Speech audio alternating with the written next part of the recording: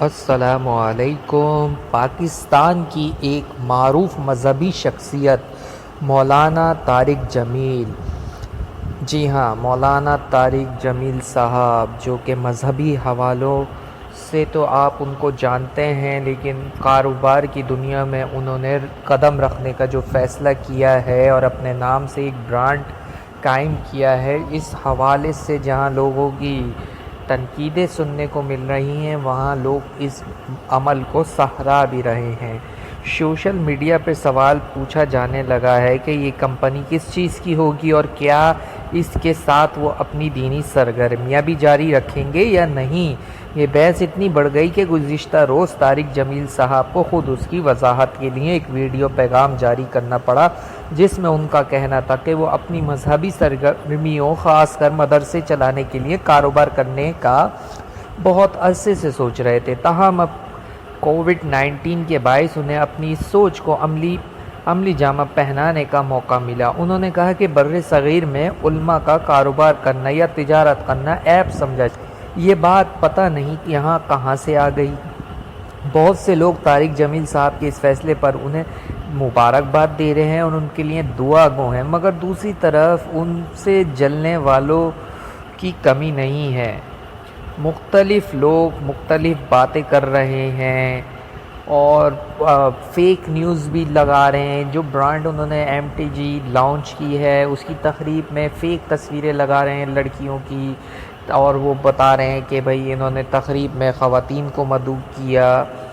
بہت ہی جلنے والوں کی کثیر تعداد، مولانا سے بغض رکھنے والوں کی اور جلنے والوں کی کثیر تعداد پاکستان میں موجود ہے۔ طارق جمیل صاحب نے کس نام سے کمپنی، جی ہاں، یہ MTG کے نام سے انہوں نے کمپنی کراچی میں رجسٹرڈ کی ہے۔ کمپنی کی لنکڈ ان پروفائل پر لکھا گیا ہے، یہ ایک فیشن برانڈ ہے جو کوالٹی اور دیانتداری سے چلائی جائے گی اور یہ مولانا طارق جمیل کی خدمت خلق سے متاثر ہو کر قائم کی گئی ہے۔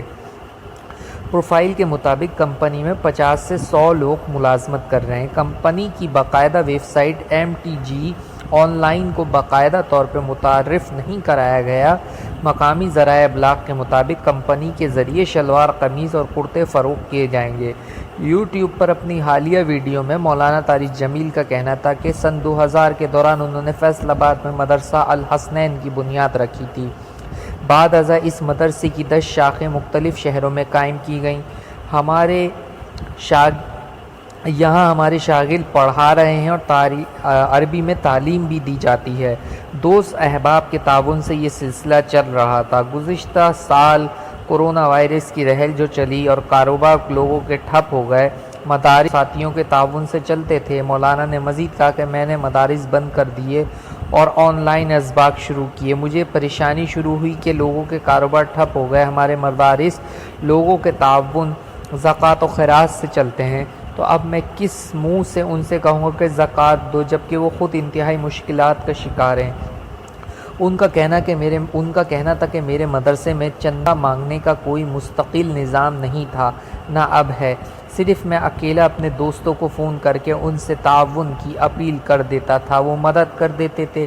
جب کرونا نے سب کو متاثر کیا تو میں نے کہا میں نے اب کسی سے چندہ نہیں مانگنا۔ پھر مجھے خیال آیا کہ یہ نظام چلے گا کیسے۔ اللہ نے میرے دل میں ڈالا ہم کوئی کاروبار کریں جس کی کمائی کو مدارس پر لگائیں۔ میری یہی نیت بنی کہ کوئی ایسا کاروبار ہونا چاہیے۔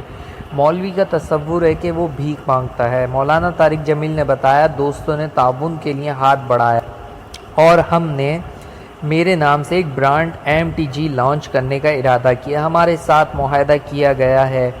2 روز قبل BBC سے بات کرتے ہوئے طارق جمیل صاحب کے ایک ترجمان نے بتایا کہ کراچی کی ایک کمپنی اپنے برانڈ کے لیے مولانا کا نام استعمال کرنا چاہتی تھی، تاہم انہوں نے مزید تفصیلات فراہم نہیں کی۔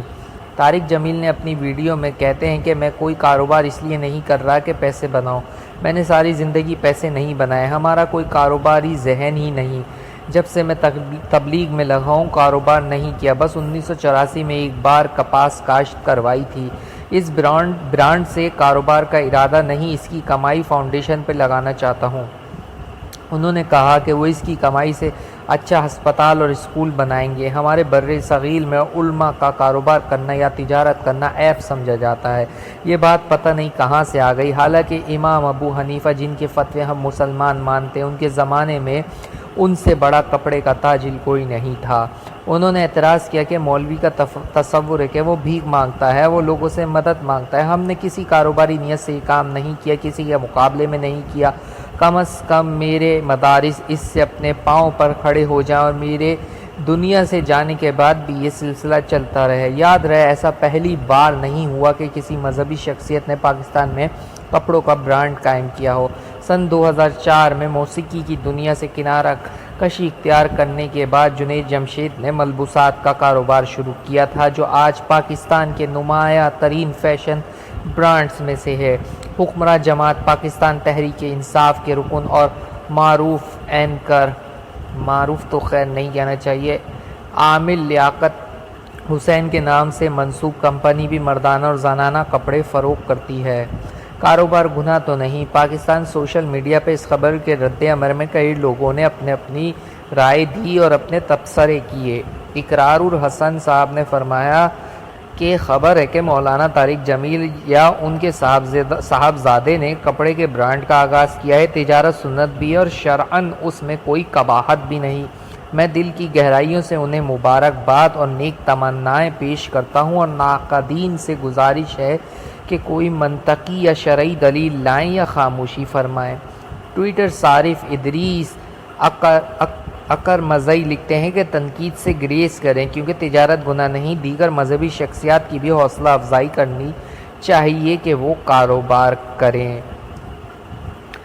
ایک صارفہ اریبہ نے لکھا کہ عام مذہبی لوگوں کو اجازت نہیں کہ وہ کاروبار کریں، یہ ایک اچھی چیز ہے، روزی کمانا سب کا حق ہے اور ضرورت بھی۔ علی نامی صارف نے طنزیہ لکھا، ویسے بھی تو مذہب کے نام پہ تقریباً تمام مولوی کاروبار ہی تو کر رہے ہیں۔ فاروق نامی صارف کے مطابق طارق جمیل کی جانب سے بزنس شروع کرنے پر تنقید نہیں بنتی۔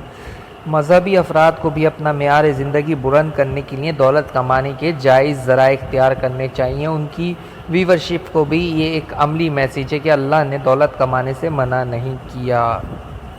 میرے بھائیوں، جو مولانا طارق جمیل صاحب نے اپنی برانڈ کا آغاز کیا ہے، ہماری نیک تمنائیں ان کے ساتھ ہیں، اور ان لوگوں سے جو جلتے ہیں، بغض رکھتے ہیں، کینہ رکھتے ہیں دل میں، صرف اور صرف مذہبی فرقے کی وجہ سے کہ تبلیغی جماعت سے تعلق ہے، ایسے لوگوں کو آپ جانتے بھی ہیں، ہم سب جانتے ہیں کہ یہ کون ہیں، کس قسم کا لبادہ یہ پہنے ہوئے ہیں، دین کے نام پہ کیا کچھ کر رہے ہیں۔ اللہ تعالیٰ سے دعا ہے کہ اللہ تعالیٰ انہیں ہدایت دے اور ہم سب کو ہدایت دے اور ہدایت کا طلبگار بنائے، آمین۔ اور آپ سے درخواست ہے آخر میں کہ ہمارے چینل کو سبسکرائب کیجئے، ویڈیوز کو لائک کیجئے، شیئر کیجئے، شکریہ۔